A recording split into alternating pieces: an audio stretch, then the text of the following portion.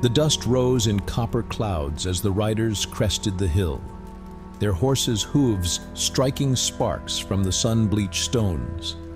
4 men, gaunt and hollow-eyed, their skin leathered by wind and sun.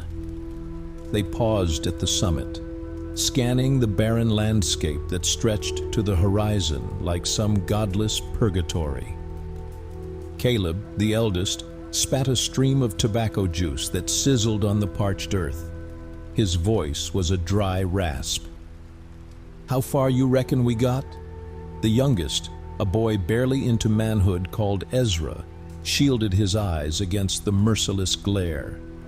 "Can't be more than 20 miles since sunup. Horses are spent." "Ain't got no choice but to keep pushing," growled Marcus, a bear of a man with a tangled black beard. "Law's still on our tail, I'd wager." The 4th rider, silent until now, spoke in a soft drawl that belied the cold steel in his eyes. "Law ain't our only worry.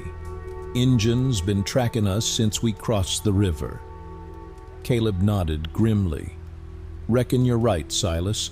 We're in a tight spot, sure as shit." They nudged their mounts forward, descending into a narrow arroyo where shadows offered brief respite from the punishing heat. As they rode, Ezra's gaze kept drifting to the saddlebags, heavy with gold dust and blood-stained banknotes, their hard-won prize from the raid on Gallows Junction. "You thinking of cutting and running, boy?" Marcus's voice was low and dangerous. Ezra's hand instinctively moved to his pistol. "Ain't no coward." "Enough," Caleb snapped. "We stick together, or we hang together. Ain't no other way." As dusk approached, they made camp in the lee of a towering mesa. Silas tended to the horses while Marcus gathered what meager scrub he could find for a fire.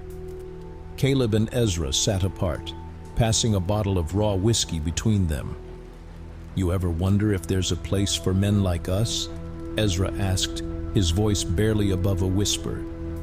"Somewhere we can just be?" Caleb's laugh was bitter as wormwood. "Ain't no place for men like us, boy.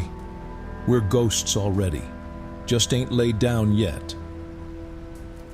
The night deepened, stars pricking the inky sky like bullet holes in black velvet. In the distance, a coyote's mournful howl echoed across the wasteland. The outlaws huddled close to their pitiful fire, each lost in his own thoughts of sin and redemption, of paths not taken and choices that could never be undone. As dawn broke, painting the sky in shades of blood and gold, they mounted up once more. The horizon stretched before them, promising nothing but more hardship and the relentless pursuit of justice, or what passed for it in this God-forsaken land. Silas, ever watchful, spotted a dust cloud to the south. "Riders coming, maybe a dozen." "Posse or Injuns," Marcus growled, checking his rifle. "Does it matter?" Caleb replied, a grim smile twisting his features. "Either way, boys, looks like we got ourselves a fight." And so they rode, 4 men against the world, their fate as uncertain as the shifting sands beneath their horses' hooves. The riders approached like a gathering storm, their forms shimmering in the heat haze. Caleb led his band to higher ground, seeking what little advantage the rocky terrain might offer. They dismounted, tethering their horses in a shallow depression. "Injuns," Silas confirmed, his keen eyes picking out details through the swirling dust. "Apache, by the look of 'em." Marcus grunted, checking the chambers of his Colt. "Better than the law, I reckon. At least these boys don't aim to hang us." "No," Ezra muttered. "Just scalp us and leave our bones to bleach."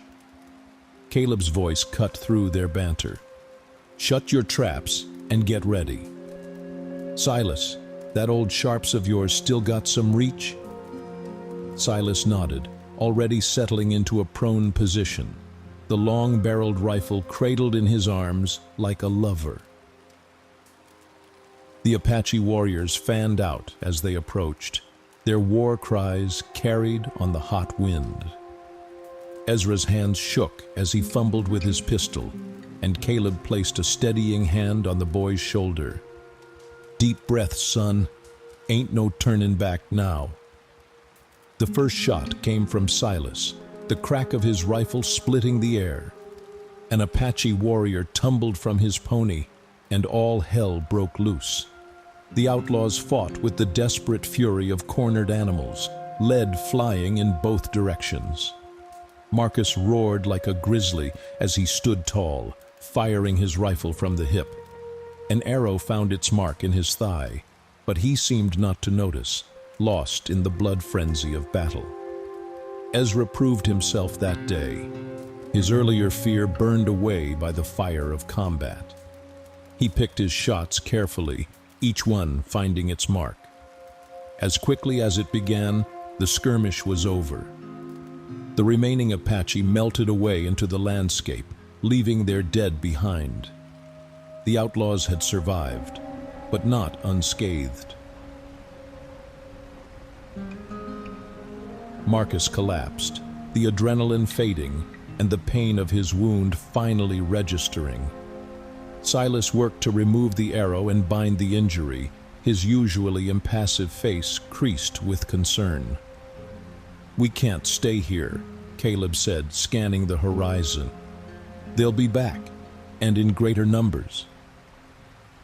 Ezra, his face streaked with dirt and gunpowder, spoke up.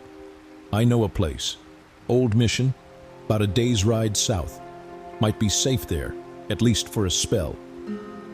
Caleb considered the boy, seeing him with new eyes. "You done good today, Ezra.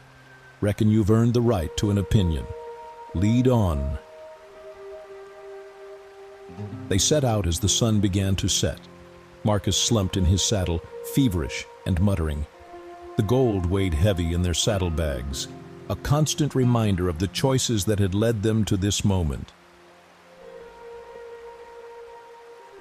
As they rode, Silas drew alongside Caleb. "You know this can't end well," he said softly. Caleb nodded, his eyes fixed on the distance. "Never does for men like us, but we'll see it through, one way or another." The mission appeared on the horizon like a mirage, its adobe walls glowing in the last light of day. As they approached, a figure emerged from the shadows of the gate, a woman, her dark hair shot through with silver, a shotgun cradled in her arms. "That's far enough," she called out, her voice carrying the lilt of old Mexico. "State your business." Ezra urged his horse forward. "Aunt Rosa," he said, "it's me. We need help." The woman's eyes widened in recognition, then narrowed as she took in the ragged band of outlaws. After a long moment, she lowered her weapon. "Dios mío," she muttered. "What trouble have you brought to my door? Sobrino?" As they dismounted and led their horses into the mission's courtyard, Caleb couldn't shake the feeling that they had reached a crossroads. Salvation or damnation waited within these walls, and only time would tell which would claim them. The heavy wooden gate swung shut behind them with the finality of a coffin lid, and the outlaws found themselves in a world apart, a sanctuary that might prove to be their salvation or their tomb. The mission's thick walls muffled the howling wind outside, but couldn't silence the storm brewing within. Rosa tended to Marcus's wound with herbs and poultices, muttering prayers and curses in equal measure. The big man's fever raged, his skin slick with sweat as he thrashed on a narrow cot. Caleb paced the courtyard like a caged wolf, while Silas kept watch from the bell tower, his rifle a constant companion. Ezra huddled in a corner, torn between loyalty to his companions and the guilt of involving his aunt in their desperate flight. As night fell, Rosa confronted Caleb. "You bring death to my door," she hissed, her eyes flashing. "The Apache will come, and behind them, your precious law." "What then?" Caleb met her gaze unflinching. "Then we'll face what comes, same as always." A tense week passed. Marcus's condition improved, but slowly. The outlaws took turns standing watch, jumping at every shadow, every distant sound. The gold weighed on them all, a constant reminder of the blood price that had brought them here. On the 8th night, Silas spotted dust on the horizon. "Riders," he called down, "many of them." The outlaws gathered in the courtyard, weapons ready. Rosa stood with them, shotgun in hand, her face a mask of grim determination. "Ezra," Caleb said softly, "you take your aunt and go out the back way. There's a chance." "No," Ezra cut him off. "I'm staying. Made my choice long ago." Marcus, still weak but standing, clapped the young man on the shoulder. "You're a true compadre, boy." As the sound of hoofbeats grew louder, Silas descended from his perch. "It's not the law," he reported. "Apache, more than before, and—" he hesitated. "Looks like they've joined up with that Comanchero gang we ran afoul of back in Sonora." Caleb's laugh was hollow. "Well, boys, looks like all our sins have come home to roost." They took up positions. Caleb and Ezra at the gate, Marcus covering the low wall to the east, Silas back in the bell tower. Rosa moved between them, distributing ammunition and water. The night air thrummed with tension as their enemies drew near. In the distance, war cries mingled with the occasional crack of a rifle shot. Ezra's voice quavered as he spoke. "Caleb, you reckon there's any chance we make it out of this?" Caleb was silent for a long moment before responding. "Way I see it, we're already ghosts. Question is, do we fade quiet like, or do we burn so bright they'll remember us for years to come?" A fierce grin spread across Ezra's face. "Reckon I'd prefer the burnin'." The gate shuddered under a heavy blow. Wood splintered. The air filled with war cries and the acrid scent of gunpowder. Caleb raised his voice to be heard over the din. "Whatever happens, boys, it's been an honor." The gate burst open, and a tide of warriors and bandits poured through. The outlaws met them with lead and steel, each man fighting as if his gun could hold back death itself. Bullets whizzed and arrows flew. The clash of steel on steel rang out. Men fell on both sides, their blood soaking into the sun-baked earth of the courtyard.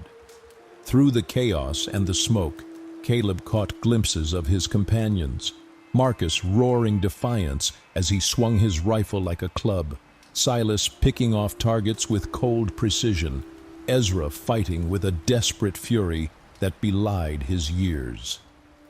Rosa moved among them like an avenging angel, her shotgun booming.